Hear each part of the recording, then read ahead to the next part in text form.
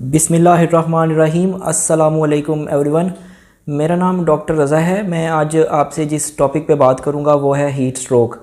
तो सबसे पहले तो जैसे कि आपको पता है कि आजकल बड़ा हॉट टॉपिक बना हुआ है हीट स्ट्रोक, तो इसका हमें सबसे पहले पता होना चाहिए हीट स्ट्रोक होता क्या है। तो मैं आपको सबसे पहले तो इसका इंट्रोडक्शन करवाता हूँ। हीट स्ट्रोक बेसिकली एक ऐसी कंडीशन है जिसमें जो इंसान का बॉडी टेम्परेचर है, दर्जा हरारत है जो जिस्म का, वो 103 डिग्री फ़ारेनहाइट से ज़्यादा हो जाता है। तो इसमें क्योंकि ये होता है कि जिस्म हमारा जो होता है इसमें डिफरेंट मैकेनिज़म्स चल रहे होते हैं जिन्होंने कंट्रोल करना होता है जो हमारा बॉडी टेम्परेचर है उसको।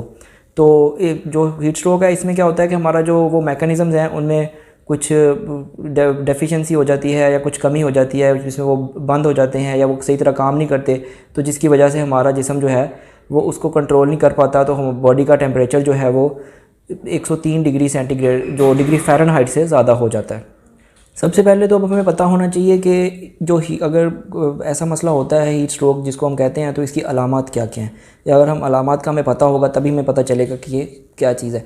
तो इसमें क्या होता है कि एक तो आपको बता दिया कि टेम्परेचर जो है बॉडी का ज़्यादा हो जाता है। दूसरा, इसमें इंसान को सर दर्द हो सकता है, मतली हो सकती है, चक्कर आ सकते हैं, उसके अलावा दिल घबरा सकता है, और उसके अलावा अगर ज़्यादा सीवियर कंडीशन में इसका जो होता है हमारा जो नींद बेहोशी की हालत वो भी इंसान को हो सकती है।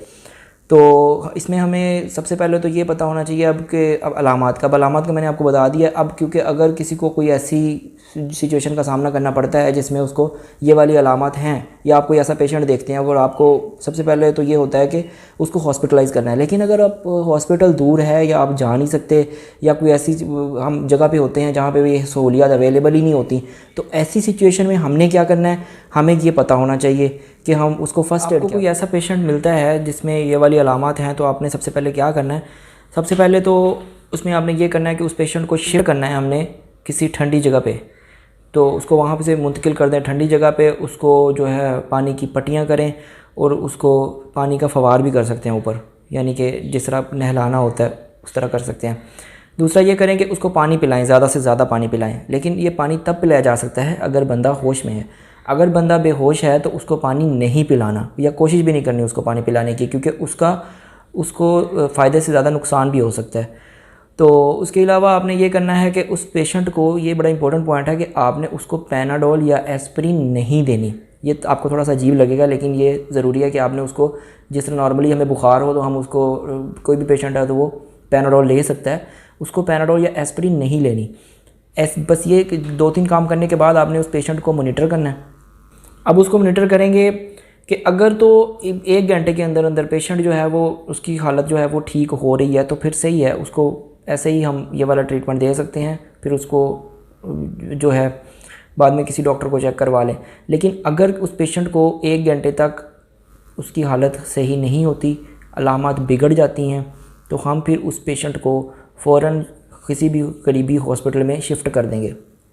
तो उसके बाद फिर वहाँ पे जाके उसका मज़ीद जो होगा वो ट्रीटमेंट हो जाएगा।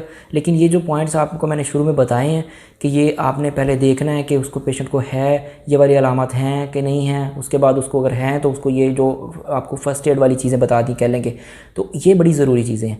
अगर आप ये कर देंगे तो इससे ना पेशेंट जो है वो कह लेंगे आपने पेशेंट को 80% तक सेव कर दिया।